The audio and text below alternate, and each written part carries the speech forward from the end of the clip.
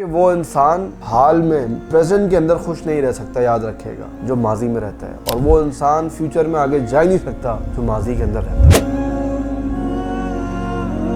اللہ تعالیٰ نے سورہ یونس میں اپنے جو دوست ولی جو تھے ان کے جو کریکٹرسٹکس بیان کیے ہیں، ذرا دیکھیں کیا ہے۔ اللہ خبردار سن لو، انا اولیاء اللہ، اللہ کہتا ہے میرے دوست وہ ہیں جن میں یہ والی دو پہلی کوالٹیز تو نہیں ہے، لا خوف علیہم ولا هم یحزنون، ان کو کوئی خوف نہیں ہوتا۔ خوف ہوتا ہے مستقبل کا انسان، میں رہوں گا نہیں رہوں گا، یہ شادی رہے گی شادی نہیں رہے گی، پتہ نہیں کیا ہوگا۔ خوف از ایکول ٹو اندیشے۔ پازیٹیو فیئر اچھا ہوتا ہے، اندیشے نہیں ہوتے اس انسان کو، ایسے اندیشے جو اس کو پاگل کر دیں، جو چیز نہیں ہوئی بھی نا اس کو بھی انسان پرسیو کرنا شروع کر دے۔ اور دوسرا ولا ہم یحزنون، ان کو ماضی کا غم نہیں ہوتا کوئی۔ میں کہتا ہوں کہ ہیروشیما ناگاساکی ہو گیا آپ کی لائف کے اندر، یعنی کہ ایٹم بوم مار دیے گئے، نیست و نابود کر دیا گیا آپ کو، ماضی سے نکلنا پڑے گا، کیونکہ وہ انسان حال میں پریزنٹ کے اندر خوش نہیں رہ سکتا، یاد رکھے گا، جو ماضی میں رہتا ہے، اور وہ انسان فیوچر میں آگے جا ہی نہیں سکتا جو ماضی کے اندر رہتا ہے۔ وہ کیسے جائے گا؟ ماضی کی تو بلائیں کبھی ایک ادھر کھڑی ہوگی کبھی ایک ادھر کھڑی ہوگی۔ اب بھائی تو غم سے ہی مر گیا نا انسان۔ اب ایسے انسان کو بلڈ پریشر نہیں ہوگا،